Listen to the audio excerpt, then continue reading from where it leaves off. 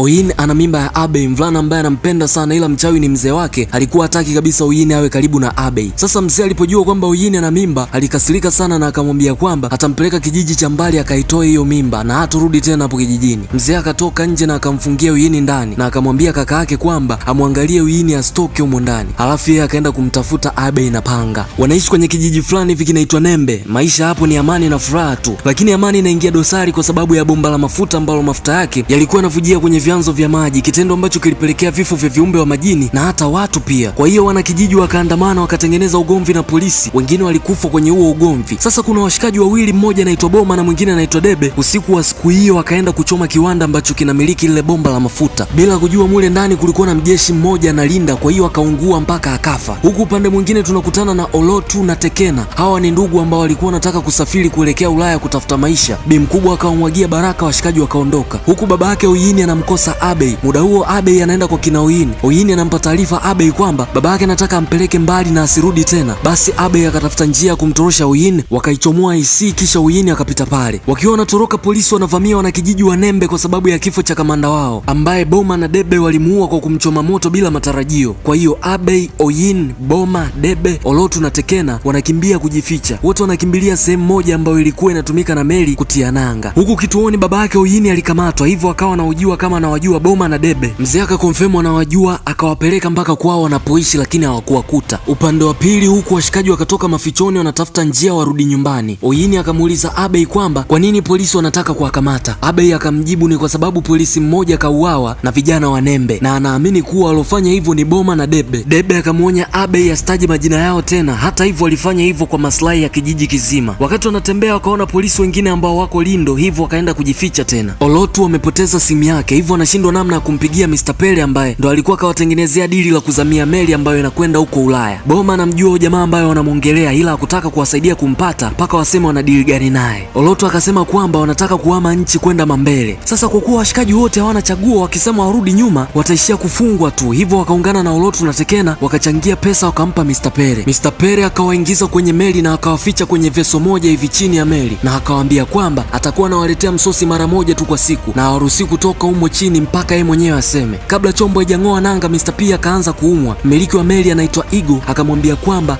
abaki ili aweze kwenda hospitali. Kwa hiyo Mr. P akabaki. Ngoma ikang'oa nanga ikatembea. Usiku Igo na rafiki zake wanakunywa na kula, huku washikaji wanahadisiana stori. Oyin akawa anawapa stori kwamba kipindi cha nyuma bibi yake alimpa stori kuwa yeye ni mtoto ambaye mama yake alipewa na miungu mto, na kama kafara Oyin hatakiwi kuwa na mahusiano ya kimapenzi na mtu yoyote na wala hataolewa. Ndo maana mzee wake alikuwa hataki kabisa mahusiano yake na Abei. Mida ya usiku Debe anaamka kutoka kwenye ndoto mbaya na anaamua kutoka kwenda kutafuta msosi, maana kulikuwa hamna matumaini kama Mr. P atawaletea msosi. Bahati nzuri Mwamba akafanikiwa kufika jikoni, akaanza kufakamia misosi pale, lakini bad luck kuna mtu anamuona, hivyo jamaa akakamatwa. Igo akaona huyu mtu ana njaa sana, hivyo akampa chakula. Igo akamuuliza Debe kwamba ni vipi ameingia kwenye hii meli. Jamaa anajibu walimlipa Mr. P ndio akawaingiza kwenye meli. Wenzake Debe wote wakaletwa pale na Igo akawaambia watulie tu alafu wale chakula, ila cha muhimu amjibu tu maswali yake. Jamaa akawauliza nani aliwaingiza kwenye hii meli, wote wakajibu kwamba ni Mr. P. Igo akampigia Mr. P na akamuuliza, ila Mr. P akawakana hawajui, ila ikamfanya Igo aamini kwamba hawa wametumwa kumpeleleza. Wakati wanabishana pale, Igo akambomoa ubongo Debe na akawachukua wengine akaenda kuwafungia chemba moja hivi. Meli ilipofika Cape Verde kwenye masuala ukaguzi pale, ofisa mmoja akawaona washikaji wamefungiwa kwenye chemba, hivyo wakatolewa. Washikaji walijua wamepata mkombozi, lakini Igo aliwapa rushwa wale polisi, hivyo wakaachwa pale pale. Boma roho ishachafuka, kampoteza kaka yake, hivyo akalishikia kisu lile demu la kizungu, alafu washikaji wakakimbia wakawa wameteki control pale. Sasa bila Boma kujua, nyuma yake kulikuwa na kijana wa Igo ambaye alikuwa anataka kumshoot, lakini Abei akamwahi jamaa, kwa hiyo risasi ikaenda off target, kitendo ambacho kilipelekea Boma kumkata shingo yule mzungu bila kutarajia. Igo alijawa sumu sana, maana lile demu la kizungu lilikuwa ni dada yake. Boma akapelekwa kwenye chumba cha kuhifadhia nyama. Mule ndani Igo akaanza kumchuna ngozi Boma akiwa hai. Baadhi ya vijana wake wakamwambia Igo kwamba huenda hawa sio wapelelezi, lakini Igo hakujali na akawaambia kwamba wawatafute wengine wote waliobaki na target inayofuata alikuwa ni Abei. Olotu na Tekena wanakamatwa na Igo anawaambia kwamba njia ya kubaki kwenye hii meli ni moja tu, wapigane mpaka mmoja wao afe. Kama hawawezi basi atawaua wote. Na kumbuka hawa ni ndugu kabisa. Wakajaribu kupigana lakini nafsi zikawasuta wakaacha. Igo akampiga Tekena risasi ya mguu alafu akamtupa kwenye maji. Kesho yake asubuhi Abei anamuona Oyin lakini anachelewa kumsaidia. Vijana wa Igo wakamchukua. Wakati Abei anazunguka mule ndani akakutana na captain ambaye amewekwa mateka kwa kuongea ukweli kuhusu kifo cha Debe. yote, Abe akaanza kumfungua pale, huku kwa Igo kwa kutumia radio call akawa na mforce Oyin amwambie Abe atoke huko alikojificha, la sivyo Igo atamuua Oyin. Wakaanza kumhesabia kutokea 10. Abe hakuwa anachagua akajitokeza. Sasa Igo hawezi kabisa kumwachia Abe kwa sababu kaua vijana wake wengi tu. Sasa katika mahojiano Igo anagundua hawa wawili ni wapenzi, hivyo akamshuti Oyin risasi ya kichwa, alafu Abe akapelekwa kwenye kile chumba cha kuhifadhia nyama ili ateswe mpaka kufa. Lakini Boma akamsaidia Abe kwa kumtoboa tumbo yule jamaa ambaye alikuwa anampiga. Abe akanyanyuka na akamuua kijana wa mwisho wa Igo, akaanza kutafuta sehemu ya kujificha. Alivyokaa tu, kwa kuwa dogo amechoka sana, akazima pale. Igo akamnasa, akampima joto bado mzima, akampeleka kumchuna ngozi, lakini Abe akamka na kutoroka. Akamzunguka Igo na akamshuti kwenye kichwa kama tu alivyofanya kwa Oyin. Captain akamsaidia Abe kuitupa miili, alafu Abe akapata mtonyo wa kutosha kwenye draw moja hivi ndani ya meli. Sasa ile pesa ilikuwa ndefu sana, mwana akaamua kurudi home na akawapa taarifa wazazi wa kila mshikaji ambaye alikuwa naye kwenye meli kwamba wote wamefariki, na akawa anawakatia kibunda kidogo kufuta machozi. Na alivyoenda nyumbani kwa kina Ulutu na Tekena, alimkuta Tekena jamaa alifanikiwa kurudi home, ila shida ni kwamba alipoteza tu mguu wake. Baadaye Abe aliamua kuhamia Lagos na kuanza maisha mapya, na hapo ndio unakuwa mwisho huu mzigo unaitwa Blood Vessel. Aisee, kwa sasa unaweza kujiunga na grupu yetu ya Telegram ambao utakuwa unapata movie kwa mwezi mzima kwa shilingi 5000 tu. Yaani ukilipia 5000 unakuwa unapata movie kwa mwezi mzima. Tucheki kupitia namba ambazo zinapita hapo chini. Mimi ni Zela Kutuni, Zela Town, na hii hapa ni E7 Beat. Subscribe na utano notification bell ili basi tuweze kukutana kwenye video nyingine.